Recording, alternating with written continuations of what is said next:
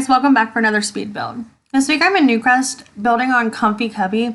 It's in the left hand corner of the map, and this is probably one of my favorite lots to build on. I just like the size of the lot, and I like the way that the sun hits the front of the lot and you don't get any weird shadows.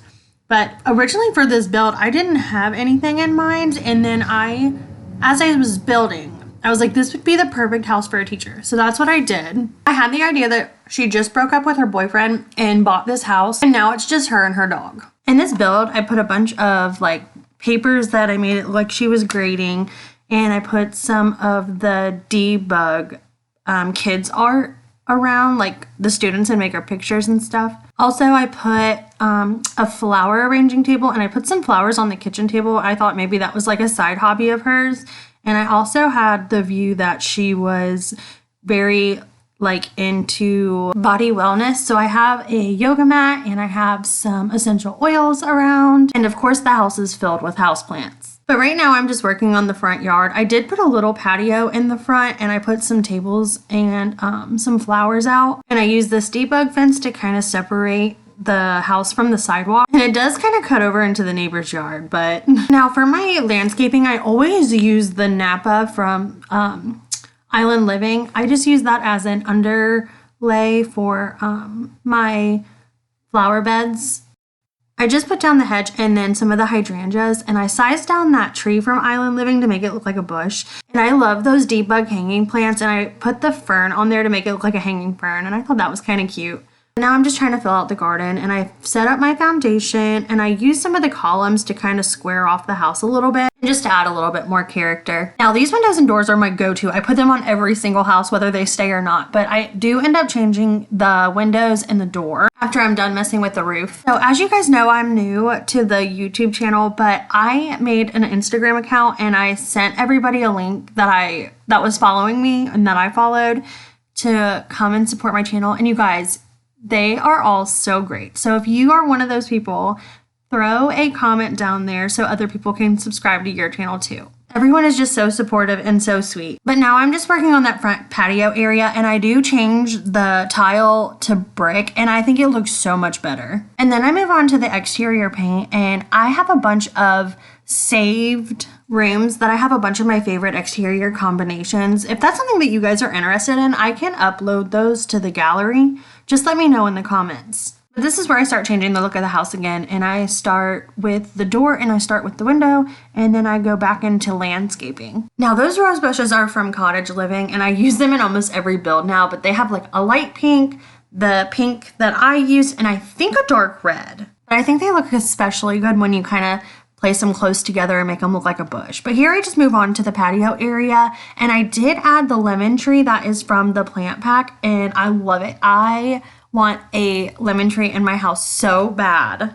But I'm just gonna be honest, I do not have the best record when it comes to plants. But I have had the same fiddle fig tree for I think 4 years now, and it is thriving. So while building this build, I was sitting in front of our window in our front office, and the weather was gorgeous. It was like 70, and the birds were out, and it's snowing, you guys. It is literally snowing right now, but I was so pumped for spring. The weather definitely tricked me. But anyways, I'm just kind of touching up the exterior of this house. I add on that back patio. I do lay that fence down, which I love it, but I never use it and end up switching it out for a different one. I just don't know why. It never fits any of my builds. I did end up putting some fireflies out in the front yard, and I think I did the flock of birds from Cottage Living. I sized it down so you wouldn't see the trunk, but I left a piece of it out where you could see a leaf, so if you wanted to interact with it, you could. But I think it is so cute when the little birds just fly around everywhere.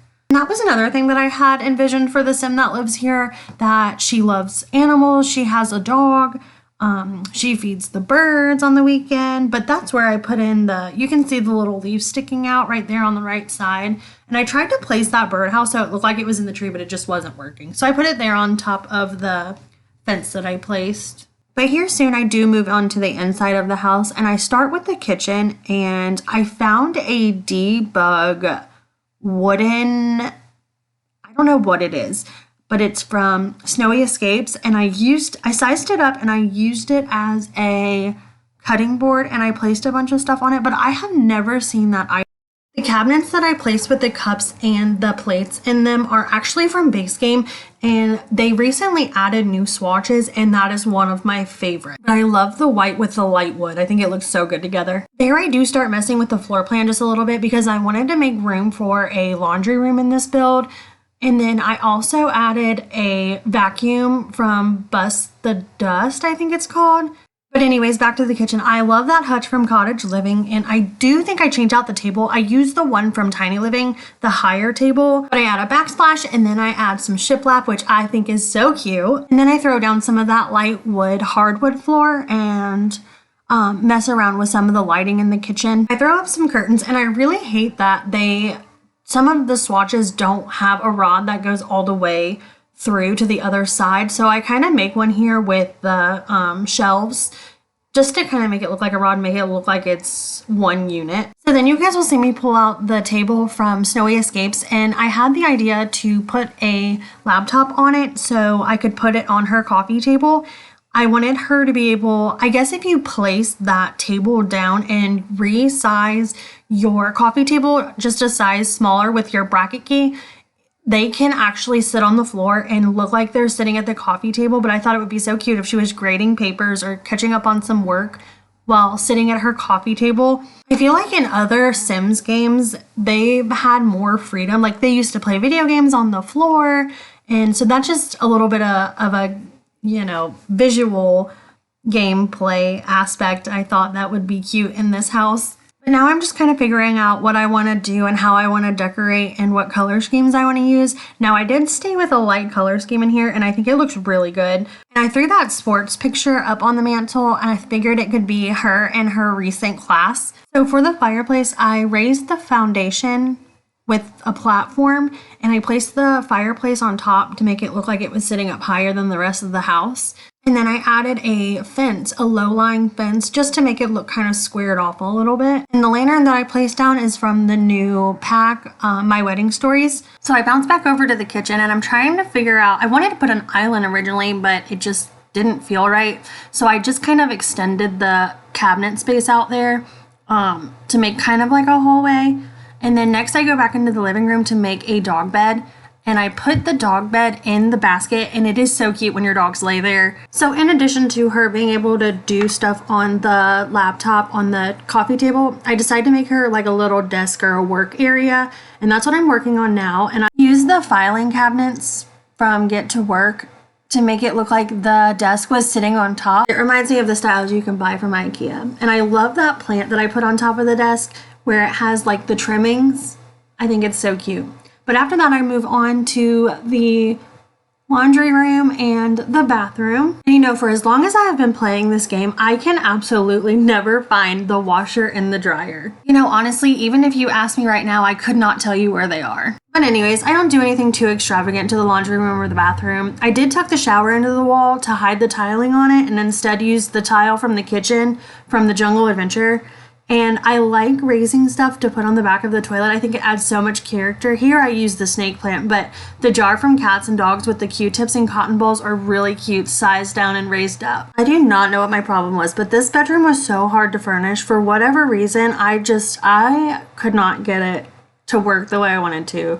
But it turned out cute. I did clutter her dresser area with some essential oils, like the diffuser, some makeup, beauty products, and a decorative tray, since her bathroom doesn't have much counter space and is on the smaller side.